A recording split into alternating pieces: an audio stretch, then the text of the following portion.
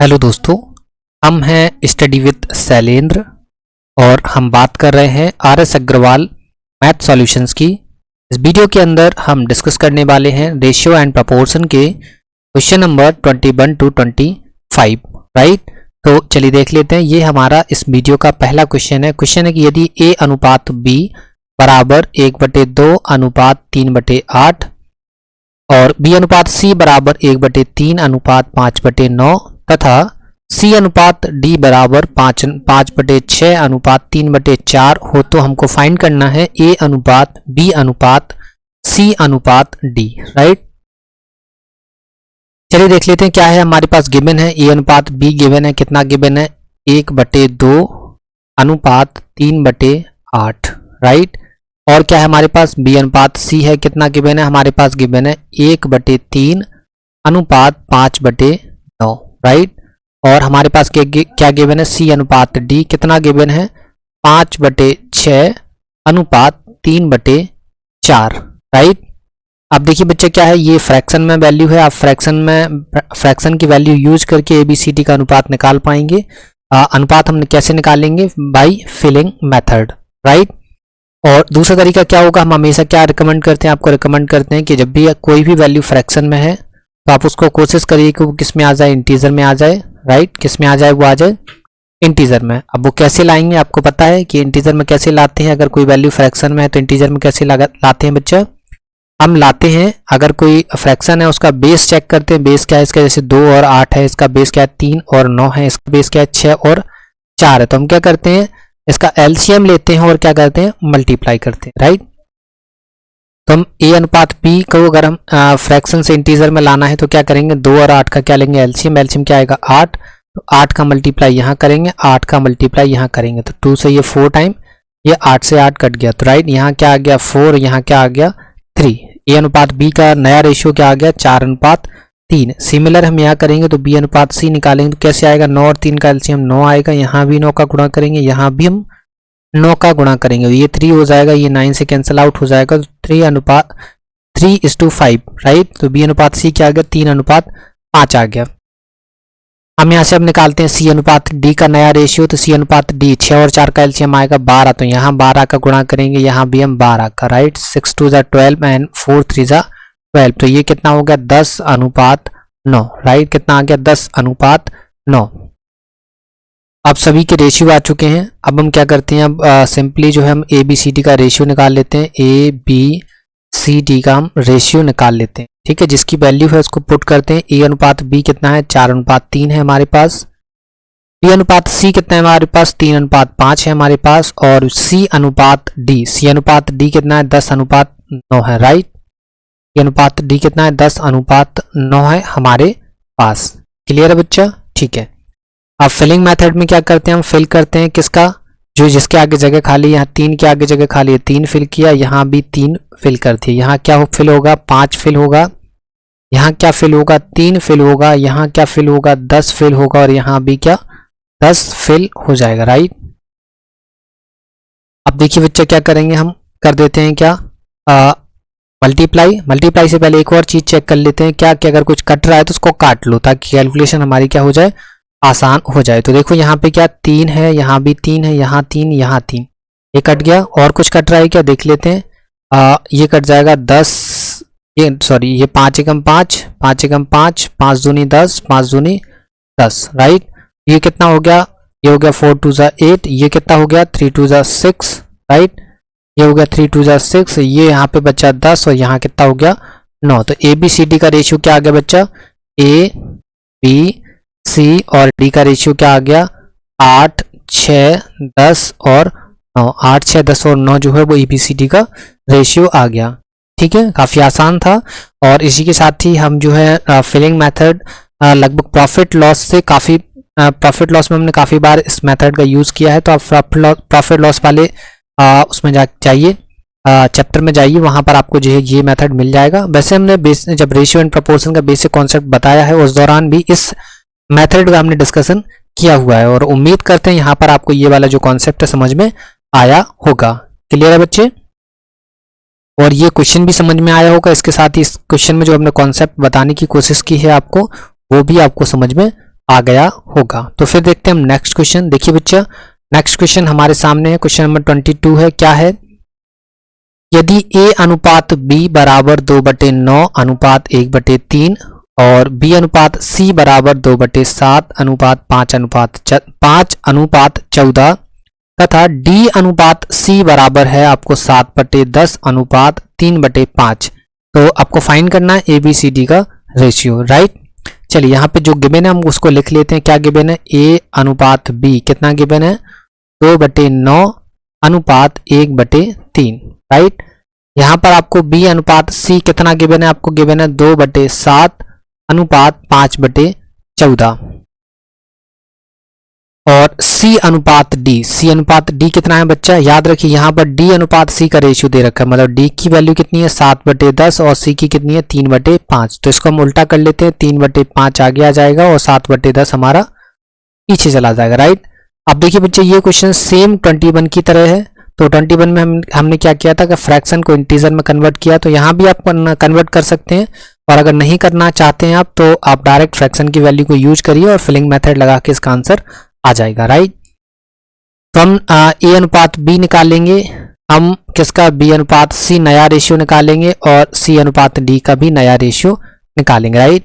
अब रेशियो कैसे निकालते हैं? नया रेशियो कैसे निकालेंगे? ये फ्रैक्शन है, फ्रैक्शन को क्या करेंगे? इंटीजर में कन्वर्ट करेंगे। तो इंटीजर में कैसे कन्वर्ट करते हैं? बेस का लेते हैं हम एलसीएम। एलसीएम कितना आएगा? 9 और 3 का 9, तो यहाँ भी 9, यहाँ भी 9, राइट। सिमिलर यहाँ 7 और 14 का एलसीएम कितना आएगा? 14, तो 14 का गुणा यहाँ और 14 का गुणा यहाँ।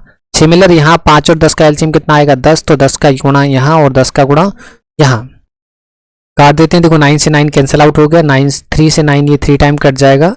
तो a और b का नया रेशियो क्या आ जाएगा? 2/3। यहाँ देखते हैं 7 दूनी 14 और 14 से 14 कैंसिल आउट हो गया, तो ये हो गया 2 2 4 एंड 5। तो b अनुपात c कितना हो गया? 4/5 हो गया, राइट। यहाँ पे देखते हैं 5 दूनी 10, 10 से 10 ये हो गया 3 2 6 एंड 7, राइट। अब देखिए हमको फाइंड करना है a अनुपात b अनुपात c अनुपात d। हमारे पास सबकी वैल्यू है। a अनुपात b वैल्यू, a अनुपात b की वैल्यू है हमारे पास, b अनुपात c की है और c अनुपात d की है। तो चलिए पुट कर लेते हैं। क्या है? 2/3 यहाँ आ जाएगा, 4/5 यहाँ आ जाएगा और 6/7 जो है वो यहाँ आ जाएगा। अब हम लगा सकते हैं क्या? Filling method. तो फिलिंग मेथड में क्या होता है? जिसके आगे जगह खाली उसको फिल करिए। यहाँ 3 के आगे खाली 3 फिल करिए, यहाँ 3 फिल करिए, यहाँ 5 फिल करिए और यहाँ आप 4 फिल करिए। यहाँ क्या आएगा? 6 फिल करेंगे और यहाँ आप क्या? 6 फिल करेंगे, राइट। अब आप इजीली ABCD का रेशियो निकाल पाएंगे। अब हम क्या करेंगे? कुछ कट रहा है तो उसको देख लेते हैं, नहीं तो उसको छोड़ देंगे। कुछ कट रहा है क्या? देखो ये 3 3 3 और ये 3 2 6, राइट। और कुछ कट रहा है? अब कुछ नहीं कट रहा, तो ये कितना हो जाएगा? 4 दूनी 8, 8 दूनी 16, राइट। तो a का रेशियो 16 आ गया। b का देख लेते हैं, 6 चौके 24, ठीक है। c का कितना हो जाएगा? 30 और d का कितना हो जाएगा? 35, राइट। ABCD का रेशियो क्या आ गया? आ गया आपका 16 24 30 और 35, राइट। क्लियर? क्या आ गया हमारा ABCD का रेशियो? ABCD का रेशियो आ गया 16, b का 24, c का 30 और d का 35। क्लियर है? समझ में आ गया होगा। यहाँ पर भी हमने फिलिंग मेथड यूज किया है, जैसे हमने क्वेश्चन नंबर 21 को अप्रोच किया था, सिमिलर हमने क्वेश्चन नंबर 22 को भी वैसे ही अप्रोच किया हुआ है। क्लियर है? कॉन्सेप्ट के साथ साथ क्वेश्चन भी आपको समझ में आ गया होगा। तो इसका आंसर क्या है? 16 24 30 और 35, ठीक है। तो देखते हैं हम नेक्स्ट क्वेश्चन। देखिए बच्चे, क्वेश्चन नंबर 23 हमारे सामने क्या है? क्या गिवन है कि यदि a अनुपात b अनुपात c बराबर 4/7/11 तथा b अनुपात c अनुपात d बराबर 21/33/44 हो, तो हमको फाइंड करना ABCD का रेशियो। अब देखिए बच्चे, यहाँ पर आप फिलिंग मेथड नहीं लगा पाएंगे, राइट। फिलिंग मेथड क्यों नहीं लगा पाएंगे? यहाँ पर कितने 3 वेरिएबल्स हैं। कितने वेरिएबल्स हैं? 3 वेरिएबल्स हैं और केस कितने? यहाँ पर 2 केस, राइट। एक पहला केस ए, सेकंड केस ए। आपको याद रखना फिलिंग मेथड कब लग सकता है? जब आपके जितने केस हो उतने ही वेरिएबल होने चाहिए। अगर 2 केस हैं तो 2 वेरिएबल होने चाहिए, अगर 3 केस हैं तो 3 वेरिएबल होने चाहिए, राइट। तब आप फिलिंग मेथड लगा पाएंगे। तो बच्चा फिलिंग मेथड आप लगा नहीं पाएंगे, तो फिर क्या लगाएंगे? हम लगाएंगे कौन सा कॉन्सेप्ट हम लगाएंगे? जब जो सेम वेरिएबल होगा उसकी वैल्यू भी क्या होनी चाहिए, दोनों जगह सेम होनी चाहिए। देखिए कैसे ये अप्रोच करेंगे, देखिए a अनुपात b अनुपात c, फिर सेकंड केस क्या है, b अनुपात c अनुपात d, दोनों की वैल्यू लिख लेते हैं। ये है 4, ये है 7 और ये है कितना 11। यहाँ पर कितना है 21, यहाँ पर 33 एंड 44, राइट कितनी है 44। क्लियर है बच्चा, ठीक है। अब हमने क्या बताया था, हमने क्या देखा था अभी तक कि जो हमारे सेम वेरिएबल होंगे उनकी प्रत्येक केस में वैल्यू भी क्या होनी चाहिए, सेम होनी चाहिए। यहाँ b की वैल्यू यहाँ b है, यहाँ b है, तो b की वैल्यू दोनों जगह सेम होनी चाहिए, राइट। यहाँ c है, यहाँ c है, तो दोनों जगह c की वैल्यू भी क्या होनी चाहिए, सेम होनी चाहिए। है क्या ऐसा, नहीं है, तो सेम बनाते हैं। यहाँ 21 है, इसको 21 बनाते हैं, यहाँ 11 इसको ये 33 है, यहाँ 11 है तो इसको 33 बनाते हैं। तो यहाँ क्या करते हैं हम 3 का गुणा कर देते हैं, यहाँ भी 3 का कर देते हैं, यहाँ भी। तो ABC का नया रेशियो आ जाएगा 4 3 12, 7 3 21 और 11 3 33, राइट। तो अब हिसाब से देखो ये जो कॉमन पोर्शन नजर आ रहा है B यहाँ है, B यहाँ है, तो B की वैल्यू दोनों जगह सेम हो गई। C यहाँ है, C यहाँ है, दोनों जगह C की वैल्यू सेम हो गई, बिल्कुल हो गई। तो अब हिसाब से हम देखेंगे A B C और D का नया रेशियो क्या हो जाएगा, A का रेशियो 12, B का कितना है 21, C का कितना 33 और D का कितना बच्चे 44। D का कितना आ गया, हमारा आ गया 44। तो कितना आसान था, काफी आसान सवाल था। सिर्फ आपको क्या सीखना है, बेसिक कॉन्सेप्ट आपके क्लियर होनी चाहिए कि किस जगह पर हम कौन सा मेथड और कौन सा कॉन्सेप्ट लगाएंगे, राइट। यहाँ पर हम फिलिंग मेथड नहीं लगा सकते थे, क्यों नहीं लगा सकते कि फिलिंग मेथड कहाँ लगता है, जहां पर जितने केस होंगे उतने वेरिएबल होने चाहिए, राइट। यहाँ पर दो केस दिए हुए हैं और 3 वेरिएबल हैं, इसलिए आप यहाँ पर फिलिंग मेथड नहीं लगा पाएंगे, तो आपको दूसरा मेथड लगाना पड़ेगा। दूसरा मेथड कौन सा, ये वाला, जिसमें हम जो वेरिएबल होते हैं उनकी वैल्यू प्रत्येक जगह क्या करते हैं, हम सेम करते हैं। जैसे b यहाँ है, b है, जो कॉमन वेरिएबल है उसकी वैल्यू क्या करते हैं, हम सेम करते हैं। तो यहाँ b है, यहाँ b है, तो दोनों जगह b की वैल्यू सेम होनी चाहिए। c यहाँ है, c यहाँ है, तो दोनों जगह c की वैल्यू भी सेम होनी चाहिए। हमने सेम बनाई तो हमारा आंसर आ गया 12 21 33 और 44। क्लियर है, सवाल समझ में आ गया होगा। तो फिर देखते हैं हम नेक्स्ट क्वेश्चन। देखिए बच्चे क्वेश्चन नंबर 24 है हमारे सामने। क्वेश्चन नंबर 24 क्या है कि यदि a अनुपात b बराबर b अनुपात c हो तो a की पावर 4 अनुपात b के पावर 4 क्या होगा, राइट। चलिए निकालते हैं। क्या गिवन है आपके पास गिवन है a अनुपात b बराबर b अनुपात c। क्या बच्चा हम इसको ऐसे लिख सकते हैं, इसको लिख सकते हैं हम a अपॉन b और इसको हम लिख सकते हैं b अपॉन c, राइट। अब क्या करते हैं हम इक्वल टू मान लेते हैं k, राइट। क्या मान लिया, इक्वल टू हमने k मान लिया। इस हिसाब से अगर हम देखेंगे तो a बराबर क्या हो जाएगा बच्चा, a बराबर हो जाएगा हमारा b के और b बराबर हो जाएगा हमारा क्या, c के, राइट। a बराबर हो जाएगा हमारा b के और b बराबर हो जाएगा हमारा क्या, c के, राइट। तो b यहाँ है, तो b की वैल्यू हम यहाँ पुट करते हैं। तो a बराबर b की वैल्यू क्या है, c के, तो c के इंटू k। तो a बराबर क्या हो गया बच्चा, a बराबर हो गया हमारा c के स्क्वायर। a बराबर क्या हो गया, c के स्क्वायर। क्लियर है, क्या हो गया हमारा c के स्क्वायर। क्लियर है, चलिए समझ आ गया होगा। अब देखिए बच्चे हम क्या करते हैं, हमको गिवन है क्या, अकॉर्डिंग टू क्वेश्चन हम लिखते हैं क्या गिवन है आपको कि a की पावर 4 अनुपात b की पावर 4 हमको फाइंड करना है। तो क्या बच्चा हम इसको ऐसे लिख सकते हैं कि a की पावर 4 अपॉन b की पावर 4, बिल्कुल लिख सकते हैं।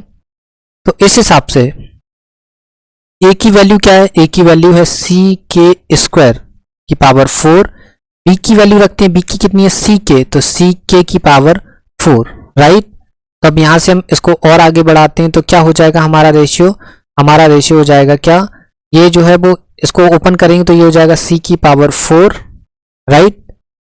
ऐसे लिख c की पावर 4 k की पावर 8 अपॉन ये क्या हो जाएगा, ये हो जाएगा c की पावर 4 k की पावर 4। तो ये इससे कट जाएगा तो क्या आ जाएगा, इससे ये कट जाएगा कितनी बार, डिवाइड में क्या भाग में घातें घटती हैं, तो ये बचेगा 4, ये बचेगा k की पावर 4, राइट। ये कितना बचा, k की पावर 4 हमारे पास बचा है। क्या बचा, k की पावर 4। ध्यान से देखिए क्या गिवन था, हमने ये गिवन था, हमने बराबर k माना, a बराबर b के था आ गया हमारा और b बराबर आ गया हमारा c के।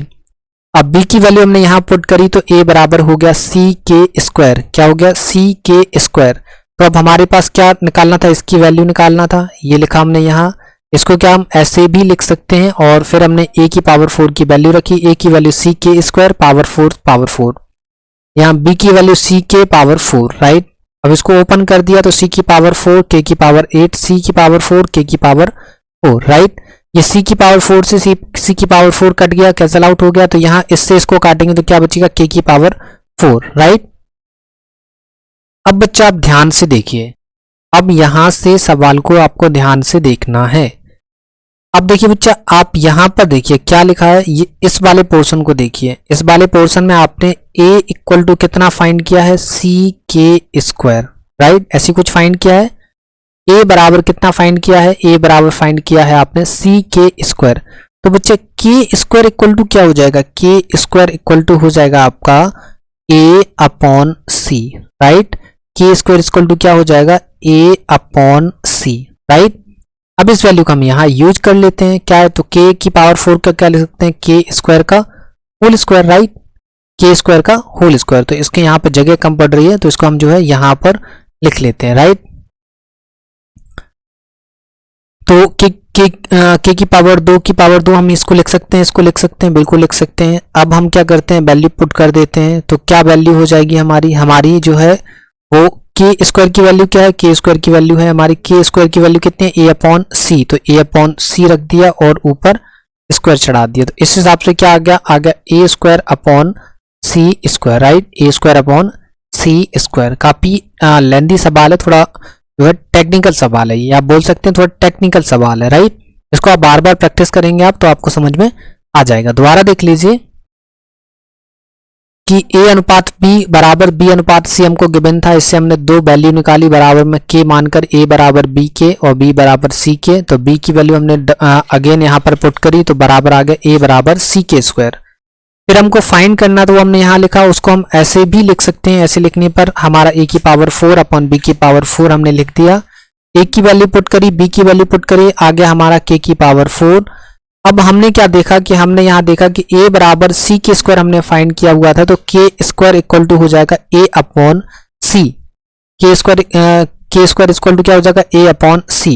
अब हमने क्या इसको थोड़ा सा ऐसे मॉडिफाई किया और k स्क्वायर की वैल्यू हमने यहाँ पर पुट कर दी, राइट, k स्क्वायर की वैल्यू हमने यहाँ पर पुट कर दी, तो क्या गया हमारा a square upon c square, मतलब a स्क्वायर a की पावर 4 इस टू b की पावर 4 इक्वल टू क्या हो जाएगा बच्चा, a square is to c square, a square is to c square, a square equal to c square. तो इस सवाल का आंसर क्या है, a square is to c square, मतलब a स्क्वायर अनुपात c स्क्वायर। क्लियर है।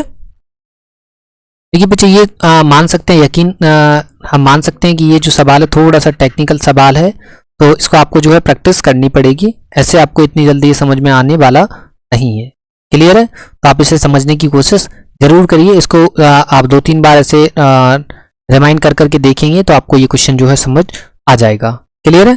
तो फिर देखते हैं हम नेक्स्ट क्वेश्चन। देखिए बच्चे, क्वेश्चन नंबर 25 हमारे सामने है, काफी आसान सा सवाल है। क्या है कि यदि a का 15% बराबर b का 20% हो तो हमको फाइंड करना है a अनुपात b। ठीक है, लिख लेते हैं। क्या है, क्या दिया है, a का कितना 15% लिख लिया, बराबर है किसके, b के 20% के, ये भी हमने लिख लिया। देखो 100 से 100 कट गया, 5 थी 15 और 5 के 20, मतलब ये हो गया आपका 3a और ये क्या हो जाएगा आपका 4b। तो इस हिसाब से a बटे b कितना हो जाएगा, a बटे b हो जाएगा 4/3। मतलब इसको हम कैसे लिख सकते हैं, अगर इसको लिख सकते हैं हम a अनुपात b बराबर 4/3। कैसे लिख सकते हैं, a अनुपात b बराबर 4/3। क्लियर है बच्चे। काफी आसान सा सवाल था, समझ में आ गया होगा, राइट। बिल्कुल बेसिक सा सवाल है, ज्यादा बताने की जरूरत है नहीं। और देखिए बच्चे, हमारे जितने भी वीडियोस होते हैं उन सभी वीडियोस के डिस्क्रिप्शन में आपको टेलीग्राम चैनल की लिंक मिल जाएगी। आप जाइए, वहां जाइए, इस लिंक से टेलीग्राम चैनल को ज्वाइन कीजिए, क्योंकि हम यहाँ पर अपने सभी सेशंस की आपको PDF प्रोवाइड करवाते हैं, तो आप इन्हें ईजिली एक्सेस कर पाएंगे। इसी के साथ ही वीडियो को लाइक करिए, वीडियो को शेयर करिए और चैनल को सब्सक्राइब भी करिए, राइट। तो उम्मीद है ये वीडियो आपको पसंद आया होगा और समझ भी आया होगा। तो मिलते हैं आपसे नेक्स्ट वीडियो में, तब तक के लिए धन्यवाद।